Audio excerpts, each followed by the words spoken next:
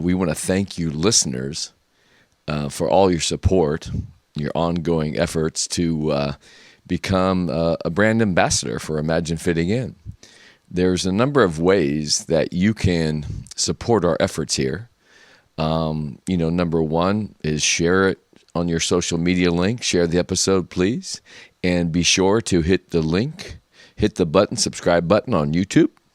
And we are also available on Apple and Spotify.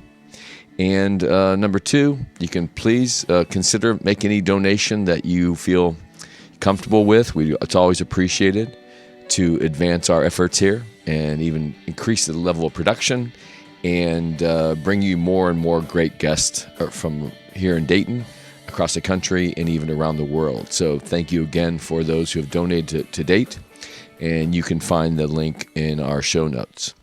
And then finally, number three, I love the idea of guest referrals.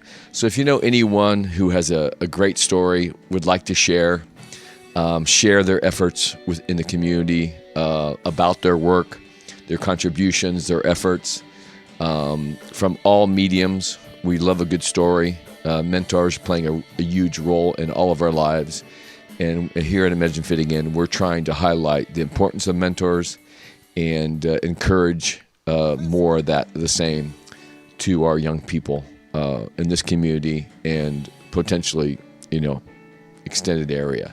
And please consider that. We'd love to hear from you. Again, the show notes, you can reach me at thebalanceprofessor@gmail.com, and we hope to hear from you. So again, we hope you enjoyed this episode. It's always a blast. I feel it's a pleasure and an honor and privilege to be doing what I'm doing. So I look forward to hearing from you. And again, please enjoy, share, subscribe, donate, and become a brand ambassador, and even just refer a guest. So thanks again. You take care. Have a blessed day. Bye-bye.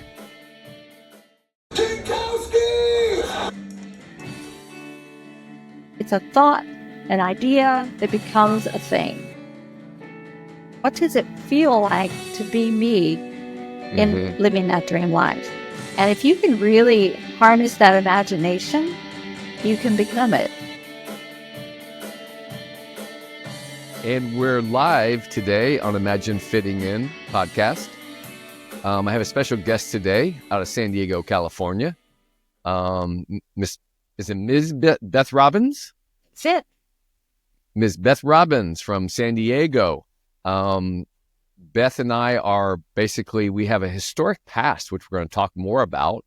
I'm going to let Beth tell her a little bit about what she's been doing of late, how she got there, and just an overview of her, kind of where she's at now. And then we're going to talk some more details about, where you grew up and stuff. But Beth Robins, welcome to Imagine Fitting In.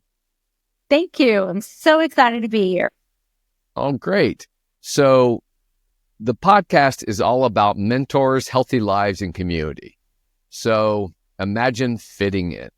So in terms of it's finding that right career, finding your passion, finding that sweet spot of your, what I call temple logic, right? Your body temple.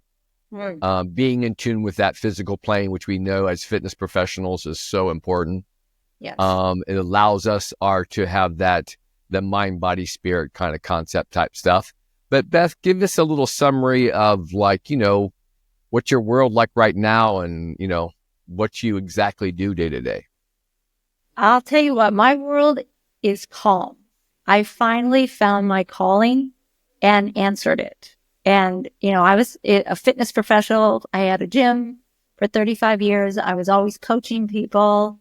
And I always felt like there was something missing. There was just a little piece. And went through a divorce, went through the turmoil and the tumbleweeds, and followed a passion to live in San Diego from freezing cold Chicago. I made it happen. And still out here, I was still just not finding my flow. And it was answering the calling to be a life coach. Something super simple. Somebody's been, whispering in my ear, and then finally they had to knock me upside the head. And I got a coach for me, And it was like, oh my God, like somebody opened the curtain and said, this is what your life's supposed to be. And I said, oh, you're right. And that's why I feel this sense of calm. It's like I feel like I finally stepped into my groove, or this is what I'm supposed to be. This is what I'm supposed to be doing. And it Mm-hmm. just feels natural. It feels easy. And Wonderful. there's no resistance. There's no struggle anymore. There's no like, what am I supposed to be doing? I feel like there's something more, but I don't know what it is. And now I know. So it does. That, It brings a calm and a peace that it's right. just, life is easy. And what you're describing right now is just ultimately priceless. It And is. this is, when I remember I was, my origin story is I used to work in advertising back in the early days, even before computers. That's how old I am. And I had to leave that world because I was using my creative energies to sell everything I didn't believe in, really bad food, alcohol, cigarettes, prescription drugs, pharmacy, everything that it was just goes against my nature. And I got into the fitness industry, which I mentioned a little bit before with you. And I was in Chicago. And we ends up that Beth and I worked in the same club. I worked in the club when it basically, I believe it opened up in 90. I believe I worked there about late 91 or early 92 through about 95, maybe. It was the first years. So, and I understand about those Chicago winters, girl. Oh my God. Right. But Brutal. getting back to, and I lived in San Diego for a little while in 2014. But what I was going to say is I remember when I was starting in my fitness business in Chicago, I remember the term life coach coming out, and we knew it was more about kind of like the parameters of what any good fitness trainer can be aware of, acknowledge the fact that they call it personal trainer for a reason. Obviously, you know that. Mm-hmm. And there's a certain connection and vibe of the energy you bring that the people that are coming that are attracted. And in terms of understanding okay, where's their headspace? How much distraction do they have outside? Is it their distraction at work, or is it personal? Is it something that they've been carrying on their back that it affects their ability to concentrate, work, find their flow, find their love, like you said you did after getting beat up a little bit? And sometimes we know, right? It's nothing like getting beat up a little bit to humble you, and to kind of knock you off course, so you can then just kind of get up and wake up, or just recover and go, oh, okay, wait, I can be in a completely new place if I want to. And I believe myself that I always respected and was interested in learning more about the life coaches. I heard what they from a standpoint of looking at almost the body, mind, spirit type thing in the framework, and trying to empower your clients. And what I've come to find through my own experience, I've been doing this for 32 years. I train trainers. I'm a balance specialist. I'm recognized by National Academy of Sports Medicine for my balance program. And I found that I put it in really simple terms in terms of how I've kind of nurtured myself through my physicality and ability to communicate to others. And I think that, right? Really good, honest communication. When you're sincere, you trust it, you know it, you believe it, you walk the walk. Yeah. I'm sure that comes across. People sense genuineness, right? Yes. And there's a sense of almost it's not a sedative. If it's just right, it's sedative enough to have them calm enough to realize whoa, there's something here for me with this person. And so when, as a life coach, I'm sure that you're getting people from kind of all kind of walks of life, and the fitness physical plane part of it is obviously, we know, a key component. But I'm sure in your experience, you easier to recognize other areas that may need attention, or you're bringing your energy, your passion, and your experience to. So before we go into your practice and like where your sweet spot and all that stuff, and more about what you're doing now, because I heard you wrote a book, so we have to talk about that. Tell me a little bit, like, where were you born? Because I want to remind the listeners and you that my podcast is about mentors, healthy lives, and community. And that we know that there have been people that have influenced us or mentoring us now. Sometimes we don't even know we're being mentored, and or we're mentoring or supporting somebody else that you don't realize how precious you are to them. So I really encourage, I really want to encourage that. And I'm looking for to create opportunities to create nuggets of inspiration, nuggets of, knocking somebody off their chair, telling them, yes, you are, go for it. What you've been thinking about, don't stop, don't wait. This is now, you can do it. So tell me, Beth, and I typically start with all my guests, where were you born? Where do you call home today? And what was your parents do, and what was growing up like?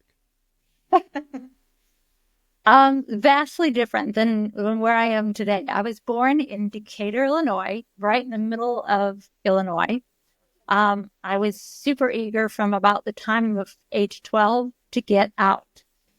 I was always scheming, trying to figure out ways to make money. I was going to get out of Decatur. I knew that there was something bigger and more for me. And at the time, it was musical theater. And so I started doing that professionally. Gosh, I think I was 16. And my parents were I'm so appreciative, because they gave me as many opportunities as they could in Decatur, Illinois. And I got to go to Illinois Wesleyan University, a little further north in Bloomington, Illinois, and got a BFA in musical theater, and then went off and did that professionally. Nice. So, yeah. And it was while I was doing musical theater, I started personal training. And that's what we called it then, or group fitness instructor, or personal training. Sure. That industry sort of evolved. And then when I became a mom, that was the more sensible job for me, as opposed to showbiz. So I went into that full time. And so I was in Chicago doing musical theater at night, and during the day, personal training. Okay.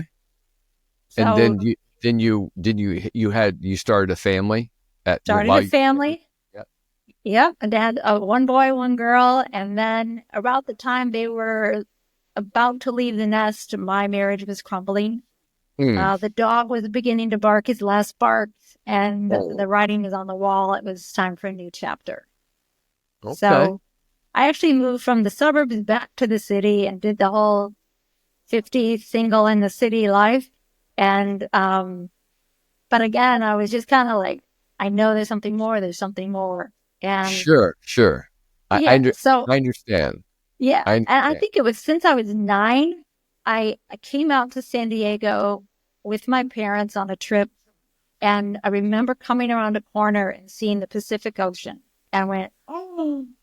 And it wasn't my first ocean, but I was only the Atlantic, and there was something about it. And I had a visceral reaction, and I can remember being in the backseat of the car. I remember where I was, I remember everything. That this is where I'm supposed to be. And that was 9 years old. So fast forward, it was kind of a joke in our family that one day Mom's going to move to San Diego. And the irony is, I was the last one of the family to move to San Diego, but I got here. And I was going to come earlier. My mom had a massive stroke, and I needed to stay in Illinois to tend to her. And when she passed away, I moved 2 weeks later. Okay.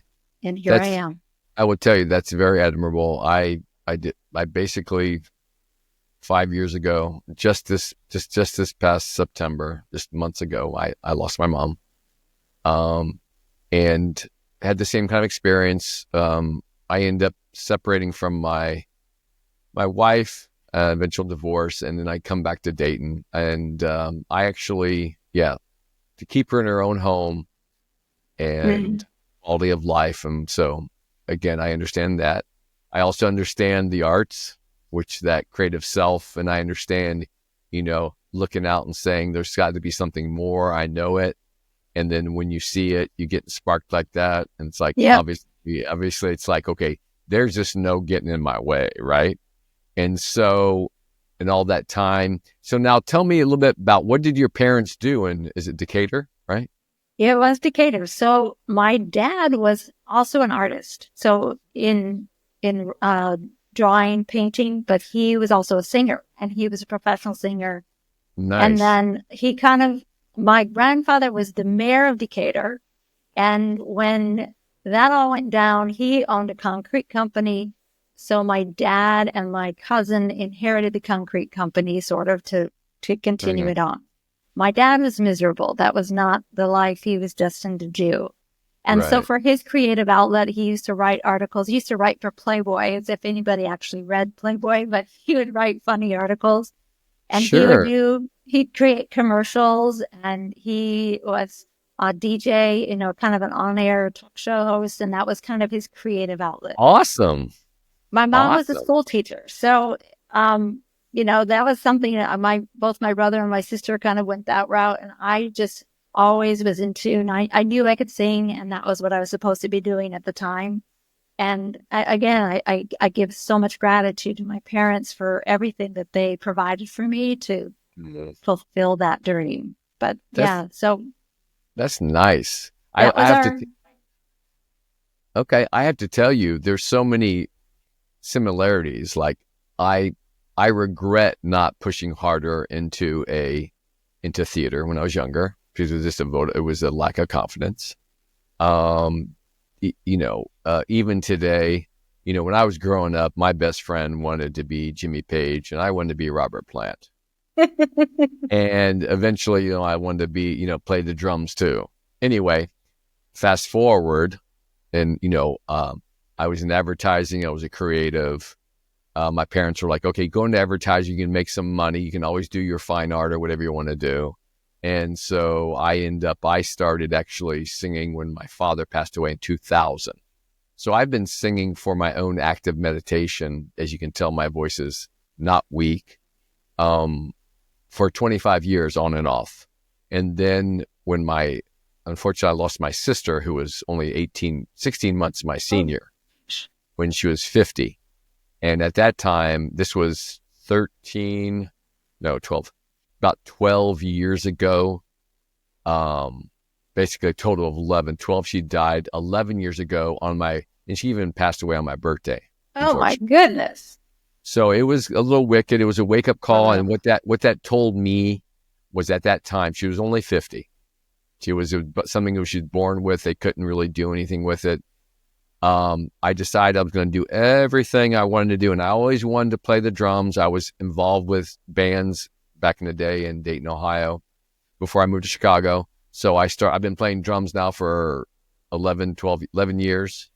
And now my neural challenge is singing and playing drums same time. Now that's a challenge. That is a devil.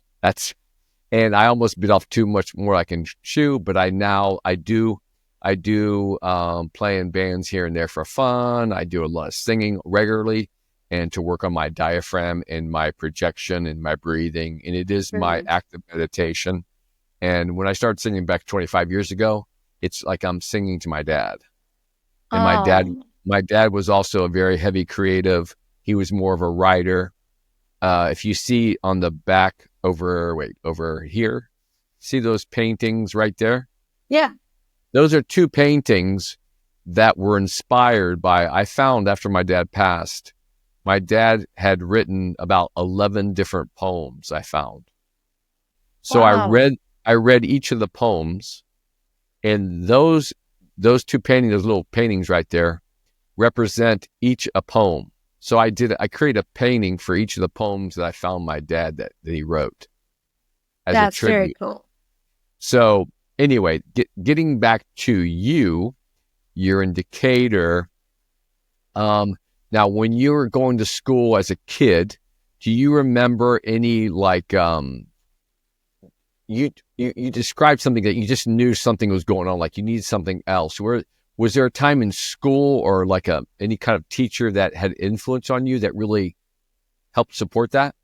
I think it was in high school. My high school English teacher, Shirley Kistler, she was amazing. And what was really cool is she had an assignment that you have to journal. And when you journaled, she wrote back. So you had to turn it in. Yeah. And you were, bearing your soul. And she was just so encouraging and so thoughtful in the ways that she taught that. Yeah. I think what I got from it was that you have what it takes. We all have what it takes. And you should pursue this. And that's, I don't know that that's what I needed. I think I probably would have done it anyway. But I just remember how much I loved. That was my favorite thing to do every night, was to journal. And I still do it. I journal every night, whether it's 2 sentences or 3 pages. But I want to say something that's really important. It took life events for you, and in the death of your sister and then your father, for you to seize your calling for music. And that's what happens for so many people. It's either an illness, a death, a divorce, some life event that turns you upside down, where you suddenly see a clock and say, oh my gosh, I'm 50 or I'm 60 or I'm 40, whatever the age is, and I haven't done this thing. Yeah. When am I going to do it? And so, I'm going to do it to honor XYZ. But that's my message now is if not now, when? And it shouldn't have to require your earth to move and your world to turn upside down to realize your power, your purpose, and your potential. Yeah. And it's funny because I will tell you, Beth, that just recently, because I'm 61 years old and I have now been focusing, and I'm belting out some vocals that I finally impressed myself. Wow. I've been working on it constantly. And of course I would sing to, because I can't really, it's hard to get a steady band underneath you.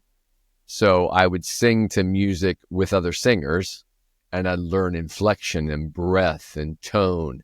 And I understood where all the songs that I like, all the songs that were kind of in my key, which I could handle.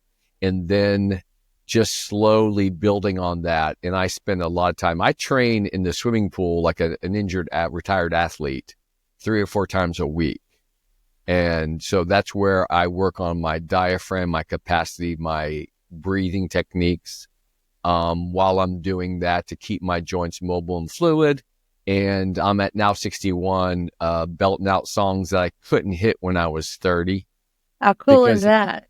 Yeah, exactly. Right. And it's like that, both that confidence and that capability to have the mechanics on a neural level to physically control those, right? And collaboratively control that diaphragm muscles to give to have it come from there. Right. And it's that kind of, that's my ultimate aerobics. My ultimate aerobics is like singing for an hour and a half, just going at it. And then I'm thinking I'm 61 and most people my age can't get to the gym. And if they've got respiratory problems already, God bless them. But, they're, structurally, whatever. So listen, tell me, when you're in school, what kind of degrees did you get? Where was your initial focus? And then, and then kind of where did you end up putting your focus exactly in your teens and in your 20s? So teens and 20s was 100% musical theater. My degree was a Bachelor of Fine Arts in Musical Theater. So that was singing, dancing, acting. So it was kind of a triple threat kind of thing at a liberal arts college. So I got all of it. So I was in class from 7:30 to 5, and then rehearsals for whatever show was happening from then on. And that was my life, like boom, boom, boom, boom, boom, boom, boom. And I was so in love with it because that was what I was supposed to be doing. And had some good success from it. So it was validating to me. I Nice. Now, think I did you end up from Decatur, Illinois? Chicago's a big market there. So did you end up going to the theater there? yes, 100%. Yes. I did every musical you can ever think of. And my specialty was Stephen Sondheim musicals because at the time I was a very high mezzo soprano, and I also went back and trained in opera. So I was doing opera as well. And so Stephen Sondheim writes in 9-part harmony. So if you're a musician, you'll understand, like, or if you went to church and you're going to read a hymnal, there's 8-part harmony. If you have 2 sopranos, 2 alto, 2 tenor, 2 bass. And Stephen Sondheim would put this 9th part on the top, a little bit slightly atonal and super eerie and super cool. And that was something I could do. And one of my favorite shows was a show called The Frogs. And you talk about swimming. At the audition, you had to sing, dance, act, and swim because the show took place in and around a swimming pool. And it was a mix of George Bernard Shaw, Shakespeare, Aristophanes, and Stephen Sondheim musical. Oh my goodness. So the opening number, we are doing the backstroke, holding a flashlight, singing the word brekekekek on a high C. Yeah. Oh my God. That's just one show, but any Stephen Sondheim musical ever written, I've done it. And that was my career. It was mostly Sondheim. Okay. All right, Beth. Beth, do me a favor. Can just bring yourself back away from the camera a little bit. Sure. Yeah, about right there. That's okay. Great. I'll edit this out. Okay. Sure. Cool. So the frame, they're good because it's good for my framing and positioning. I will start now. I'll go. Wow, Beth. I mean, with water. I mean, Stephen Sondheim is amazing. And obviously, I would put him right up there with, Gilbert and Sullivan and all that kind of stuff. Oh, That's pretty spectacular. So did you end up having what kind of talent agency or somebody that represented you there to get those jobs in theater, or how did you hustle? The community in Chicago, once you break in, you're in. Once you step away, you step away. So I also had a side gig where I was casting for Royal Viking Cruise Line. And so I would pull all my friends. If you were a male at 5'10" and a female at 5'5", and you could sing, dance, and act, and you nailed the audition, you're going off on a 6-month cruise. You're going to make a lot of money, and all of your expenses are paid for. You're going to see the world, but you're going to take yourself out of the community. So, there's a price. So then that was my secret plan. So now they're gone and I could get the role. So no, I'm kidding. But in Chicago, I actually worked for a talent agency on the talent side, which was super cool. On the agent side. And that was for me to learn the business, but that was for film, television, commercial. So, if I found something super cool, like a Bite and Smile commercial for McDonald's or something, I'd slide my resume in there. But otherwise, in the musical theater world, you're your own person. You have to find out where the auditions are and show up and do it yourself. So from that career, and then during that time, where you were raising a family and acting. Yeah. Okay. And then so, you mentioned life changes, family changes in terms of, you're similar to me. I separated from my wife, whatever, and ended up doing a divorce. But when did you first become aware of your calling to be actually a life coach? And did it start as a life coach, or was it, as I mentioned, like in the fitness realm, and then you realize there's opportunities to expand on that kind of consulting type of service to help people? Yeah. So as I landed in the fitness industry to side hustle from the showbiz industry instead of waiting tables. I Right. could make a lot more money doing personal training than, working the breakfast shift. Oh, just a little break here. Another great episode. I hope you are enjoying Imagine Fitting In podcast. And just a reminder here, please remember to hit the subscribe button because we love to feel you a part of our Imagine Fitting In family. And if you want to become a brand ambassador, we'd love it if you would share this link on social media, through your email, all your friends. You can help with us with donations, any small donation, big or large, whatever you can manage, to help encourage us and support our efforts here. And you'll find that link in the show notes. And finally, again, a reminder, please refer guests to us. You can find me and contact me at thebalanceprofessor@gmail.com. Love to hear from you. All right. So I hope you continue enjoying Imagine Fitting In. All right. Till next time. So that's why I did that. I think it was, when I was in college, I was the one person who had memorized the Jane Fonda tapes. So at lunch hour, I was the woman who was leading that. And I was like, this is really fun. And so I was always a gym rat. I love gyms. I love going to gyms. I love being there. It's like I'm a kid in a candy store. So, or it's my little playground. So Right. I went into fitness, and I'll tell you, I was subbing somewhere, I think in the north suburbs, in a water aerobics class that I taught myself how to teach. And I said, hey, I'm going to be moving up here. Do you know what gyms I should work in and whatnot? And I didn't realize the community that I was teaching. But the next thing I know, I am the personal trainer to all the owners of the Bulls and White Sox. And then it became a thing like, oh, she's your trainer. Well, I want to have her as a trainer too. And I fell into it. It was word of mouth. And Where the next did thing you? you know, I mean, Juanita Jordan was one of my very first students. And that was before Michael was famous, Michael. He was just a basketball player. No. Where was the facility that you end up training those individuals? So I was in their homes. Okay. Were you working for somebody that connected you, or how did you end up getting those clients? It was word of mouth.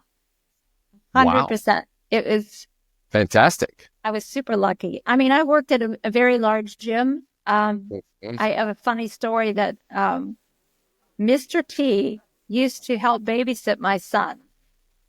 Really? I always felt okay. So I would be at my gym, and I was the fitness director there, or aerobics coordinator, I think. And I was my kids when they were babies, they'd be in the nursery for 4, 5, 6 hours, and he would come in, do his workout, and then play with my son and carry him around and give him lots of Smarties, candies. He was a rep for Smarties, and so I was exposed to all of these people. They would come to this gym. It was kind of like the East Bank Club, you and I know, but in the north suburbs. But we also had tennis. We had outdoor pool, indoor pool.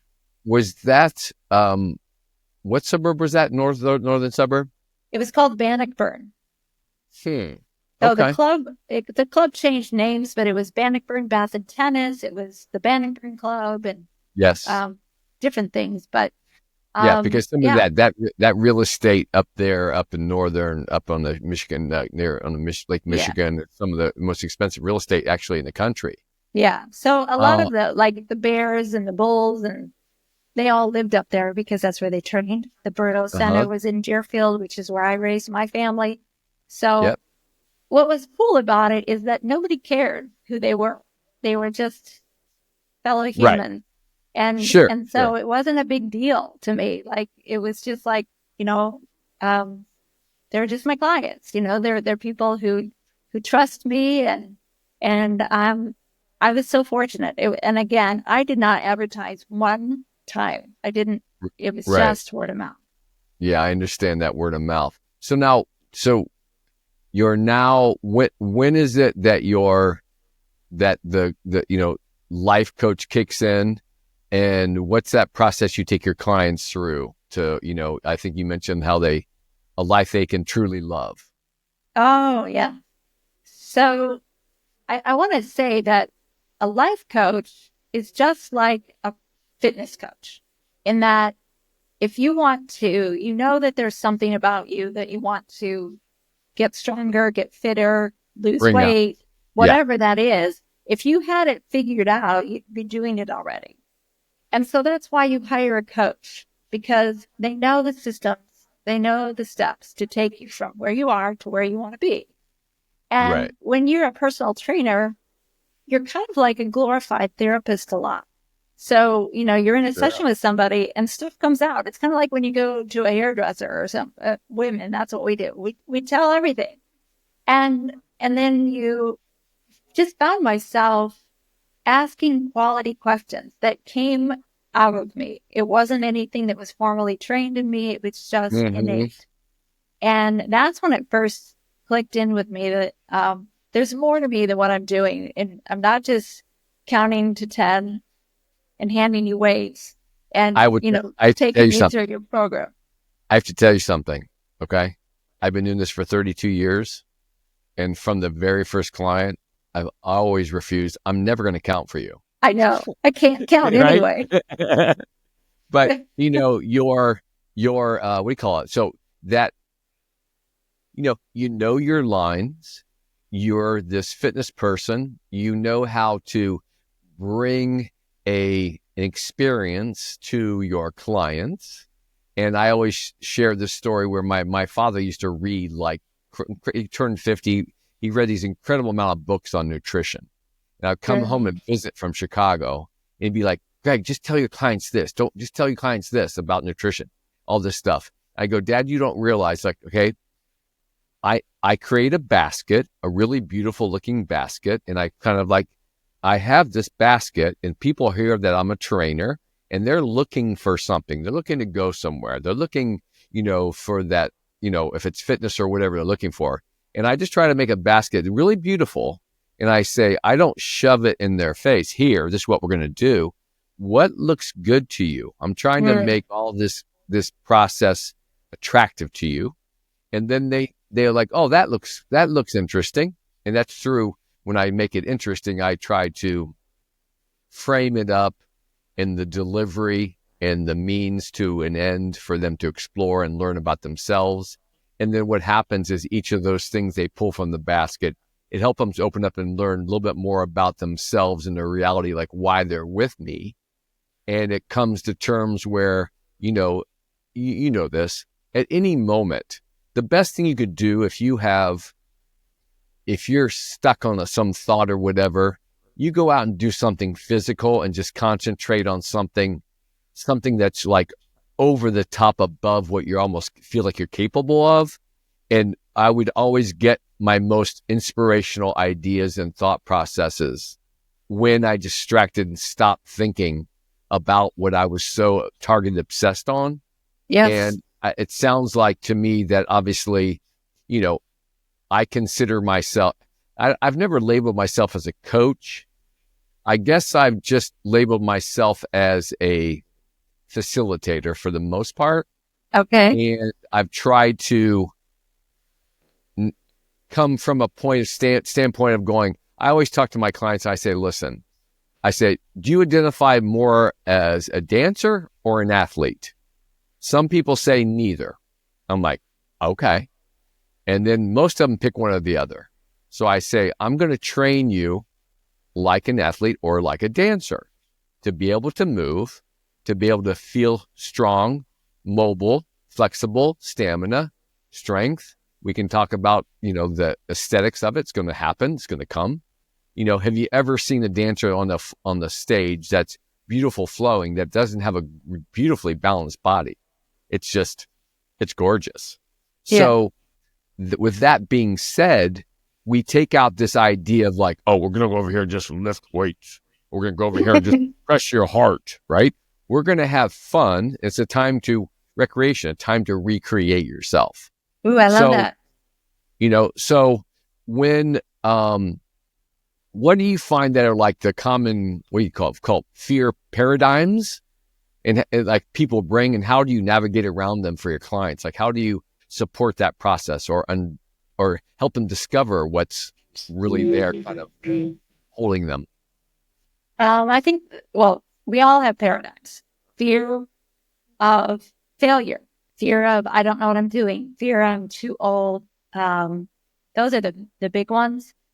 Fear of what other people are going to think. Fear I don't know what I'm doing or how to do it. Fear that life is passing you by. Those are big ones. And they come up and they come up when you are starting to hit a growth cycle because you're stepping out of your comfort zone. And then it gets scary. And then all the things that were your becauses. I couldn't do it because I didn't have enough money, because I didn't have the energy, or because I didn't know how, whatever. Those start to go, oh, wait, I'm still here. And it's befriend your fear. Shake hands and say, oh, I see you. But right now you're going to sit in the passenger seat and I'm going to keep driving this car. And I'm going to do it afraid because the end game is worth it. And you talk about your thoughts and you say, like, if you go out and you do something and you distract yourself from the thoughts, we have thousands of thoughts a day. We can't stop it. But our thoughts create a feeling, and our feelings dictate our actions. So like if you felt like, oh my God, I lost my phone. Okay. So you go into this panic mode because your whole life is on the phone. And then you go kind of frenetically, where is it? Where is it? You're going about it. And if you just calm back to, I think I lost my phone. That makes me feel uneasy. Breathe through it and allow like a divine inspiration to say, of course it's here. You just had it. And all of a sudden it will pop into your head. Oh yeah, it's in the car. And then you have a relief. So your thoughts will generate feeling. Your feeling will generate your thoughts, and your thoughts will generate your result. So if we continue to think negatively, I can't do it, I don't know how, whatever your thoughts, they're just well-worn grooves, and you've thought them so long they become a belief. And just because they're a belief does not mean it's the truth about you. It's just a well-worn thought. And it's almost like it creates a groove in your neural pathways of your brain. You're so used to thinking that way that when you try to drive over here, we're going to start to think new thoughts, and then the car starts going, wait, I don't know the way this way. I know what it feels like over here. And just acknowledge it, accept it, breathe through it, and then take the next step anyway. And the more little baby steps that you take in the direction of your dream, of creating that life you truly love, that you deserve to have, that you were born here to create, life unfolds in a much more beautiful way. And you become calm. Yeah. I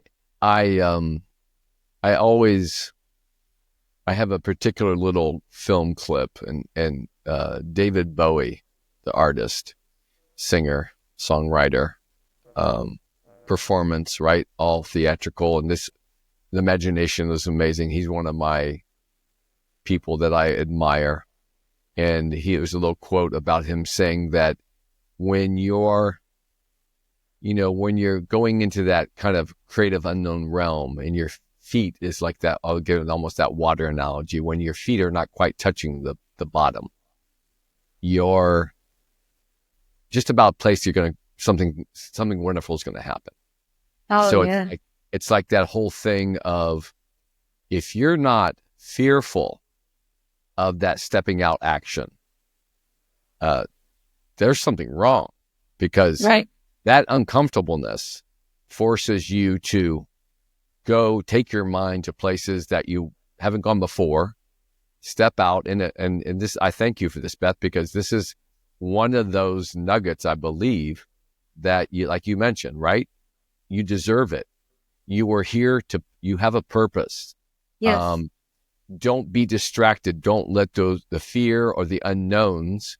One of my main author guys that I, can't say enough about is Joseph Campbell. And I will mention, everybody's heard follow your bliss, but, I decided a long time ago that I'm not going to follow a carved path. I am going in deep into the forest and I'm cutting my own.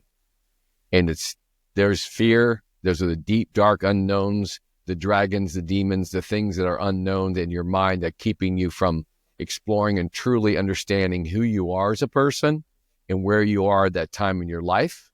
And like you said, big moments can shock you and force you to like, okay, I have to jump off this path because something's not right here. So just go somewhere else. Yeah.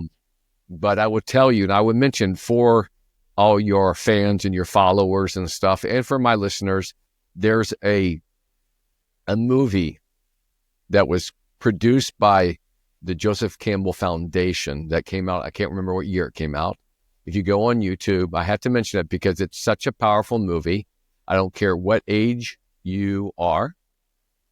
I don't, probably youngsters. I would say any young person, I'd say young kid, preteen, 12, 13, that they're somewhat mature enough to comprehend the program, and you can find it on YouTube. It's called Finding Joe.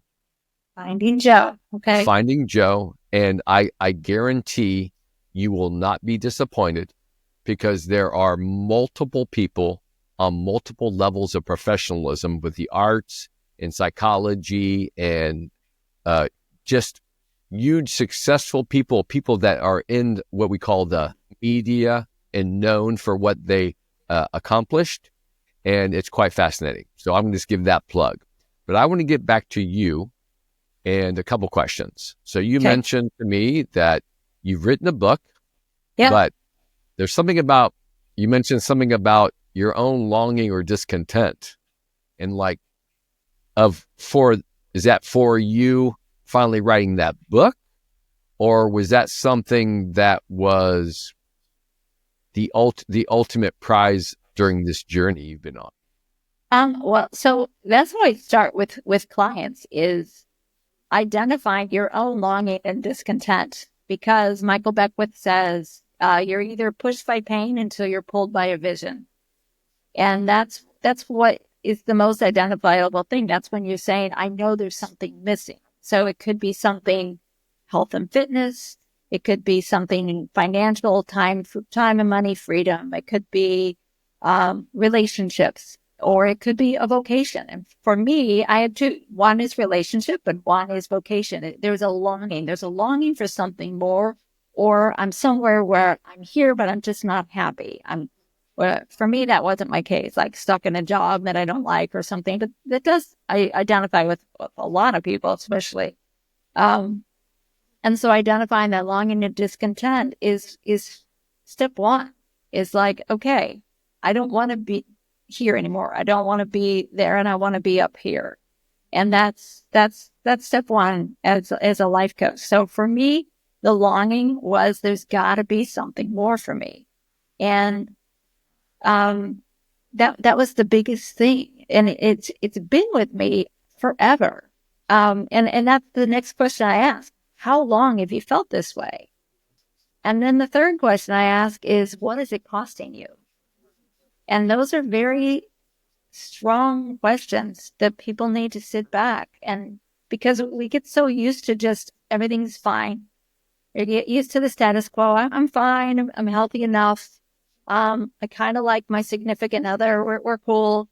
Yeah, I could lose 10 pounds, but I'm okay. I don't have a heart condition so we get used to justifying where we are and you've got enough. You should just be happy. And we suppress that longing. And I use the analogy of like a beach ball, and you're in the pool and you're trying to hold that beach ball down, and you can do it for a while, but eventually you're going to get tired, or you're going to get distracted, and that beach ball pops up. And that's your dream. That's your dream life. That's the life that you came here to live. And you can stuff it down, and it's uncomfortable. And it should be. And that's, acknowledge it. Let the beach ball come up, and let's take this exciting adventure and see, where is it? All the twists and turns, like you say, going to the forest of the the road less traveled, carve your own path, whatever it is. It doesn't have to be drastic or scary, but it does have to be different, and it has to be thinking more expansively rather than contracting. Right. And, just reacting and or, accepting. But what you said, gosh, I just remember I was going to just mention something you said that caught my attention when you said that, oh goodness, I thought I lost my thought. So now I love the beach ball analogy. At what cost? That was it. At what cost, right? Like your current situation, you feel that it's not quite right. And then, that cost is definitely can be high in ways that can, all of a sudden come out where they're having some kind of stress psychologically that Yeah. actually comes out physically. The skin breaks out, or some reactions or whatever, just kind of like affecting your entire homeostasis in ways Yes. that right. And so now, what inspired you to write the book? What's the book titled, and what is the main framework of, like, what are people going to experience when they discover your book? I so appreciate you asking. The book is called Make Your Life a Beautiful Story, Life Lessons I Learned from My Mother. It was inspired. It was actually, the title was given to me by Les Brown, who is my mentor currently. And he'll just call me every now and then and say, okay, I want you to write, this is your next book. And I was like, what? And at first I created it into a 45-minute talk. And so it's kind of my signature talk. And I took it and created it into a book. And it's been a book I've been writing for 2 years. And I was invited to speak in a mastermind group. And they said, hey, you've got a book you can give away, right? And I went, of course. And it was July 1st. I spent the 4th of July weekend writing it and finished it. Now, I had all the little Google Sheets around and the notes. And it just took a push. Oh, yeah, I got to get this done. And that's really how the book came about, was that. But it became a labor of love and a tribute to my mom. And Nice. it's been 5 years for me as well.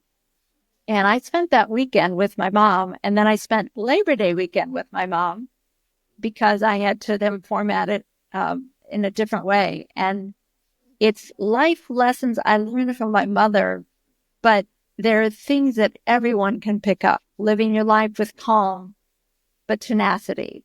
Harnessing the power of your imagination. Realizing that everything in the world is created twice, first in thought, and then even like this pen. Somebody had to say, hey, I think we should have a writing instrument. And the pen was created. The Wright brothers, Thomas Edison, it's a thought, an idea that becomes a thing. And imagination is so powerful. And when you can sit back and truly imagine you living your dream life 1 year from now or 3 years from now, and really sensorize it, like closing your eyes and like, okay, where am I? Who am I with? What are the smells around me? What are the sounds? What does the room look like that I'm sitting in? What does it feel like to be me in living that dream life? And if you can really harness that imagination, you can become it. And that's truth. And that's what the book is about. And there's a lot of fun little stories, anecdotes in there about my mom and just how she harnessed all of that for just creating her own beautiful life story. And it was a simple life. She loved living in Central Illinois. She enjoyed travel, but she couldn't wait to get back home. And she had a treasure trove of true blue friends that went back to elementary school. And she was just happy and content. And I had to uncover why. And that's really the essence of the book. And I think everybody can pick 1 or 2 or 10 nuggets from it. And that's the birth and reason and purpose for the book. Nice. So we'll make sure you have to make sure you get all that information in the show notes where people can access that and take a look. Tell me, Beth, what was it like when you hit that point in your career when you're like, oh my gosh, I'm realizing I'm doing it, and how do you manage all the details? Because sometimes it's like, okay, here I am. Oh my gosh, I'm doing it. I love it, what I'm doing. And like, okay, then sometimes it can be like, oh shoot, there's a lot to attend to. So how do you manage those details in terms of like almost like your self-care, like, oh, it's on. Yeah. You feel on. me? Yeah. Well, I went through the whole certification process, and in the certification process, there's very, very specific steps to take: getting my business ready, getting systems in place, and then making the business my own. And, there is a lot, when you're, I heard like the word solopreneur, and that seems very lonely because I'm not solo. I'm in the business of helping people. So as an entrepreneur, there's a lot of plates spinning at the same time. And I think what's very, very important, and I did a super powerful meditation where one thought came to me at the end, and it was, don't forget to have fun. This is supposed to be fun. And I got caught up in almost a sense of overwhelm. Like, I've got all these things going. I'm doing public speaking. I'm writing a second book. I've written three other books in the last 2 weeks. And then also, putting together vision workshops so that I can show people what it is I'm doing, and then handling clients and all of that. And I got so caught up in that I started to just feel like my shoulders were up here, and I had to breathe it out and go, oh yeah, I'm doing this because I want to be doing it, because I love doing it. It brings me goosebumps every day that I get to do this. There is no, oh, I have to remember to call so-and-so and I have to do that. No, I get to do that. And, right. And bringing my mindset to that, and, oh yeah, this is fun. Yeah. And when it doesn't become fun, I'm not doing it right. And I've always felt that way about everything. And I think that's why I stopped personal training. I knew it was time. I moved to San Diego. I sold all of my equipment, and COVID hit.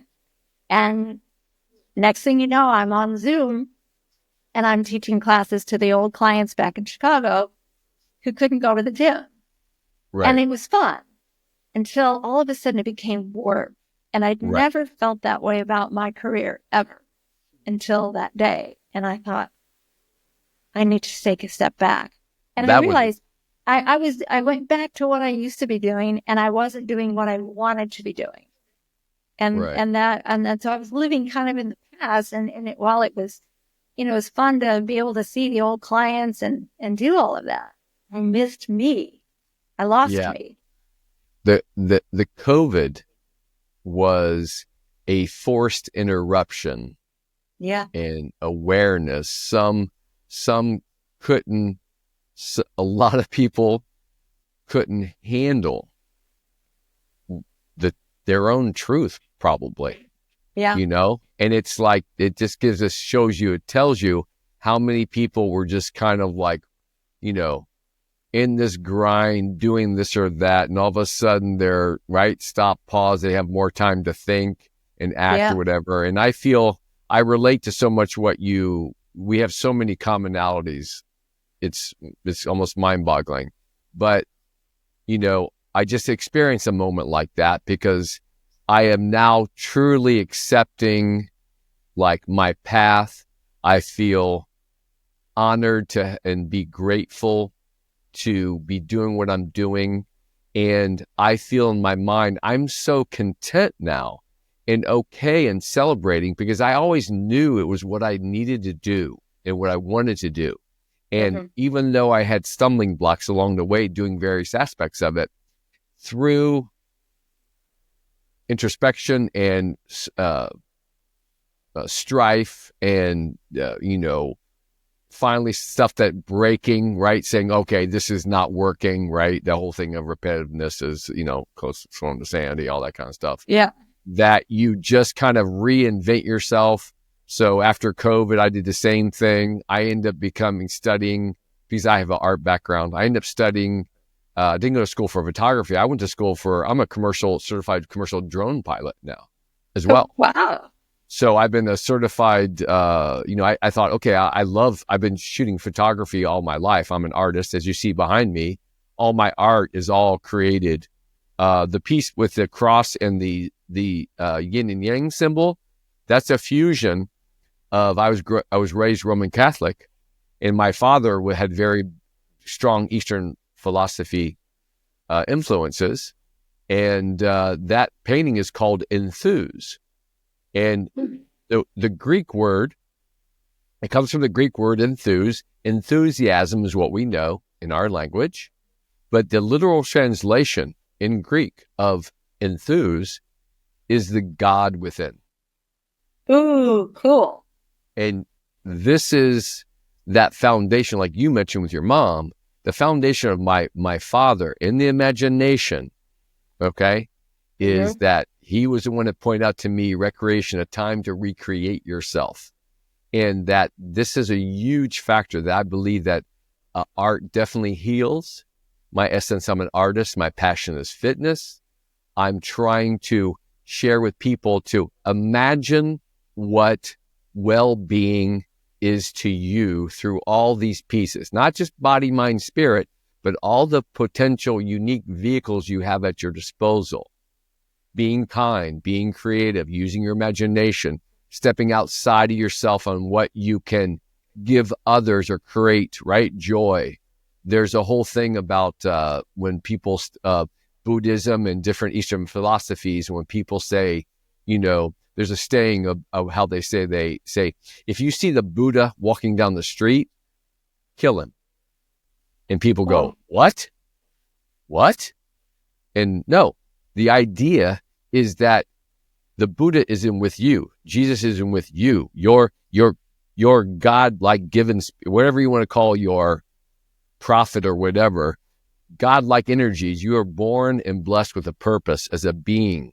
So those messages you get along the way, I find myself is that if I'm true to my own self, and they say they're saying that there's no such thing as happiness, the idea of finding joy in your life, right? So I run my life trying to create my own inner joy. I try to find joyful things around me. If I can't find things that are joyful, I tend to want to create them through my art, through my singing, through my photography, through my drone work, through my communication. I've done tremendous amount of motivational speaking on wellness and the arts and how that blends. But it's your own, what I call fitness cocktail. Yeah.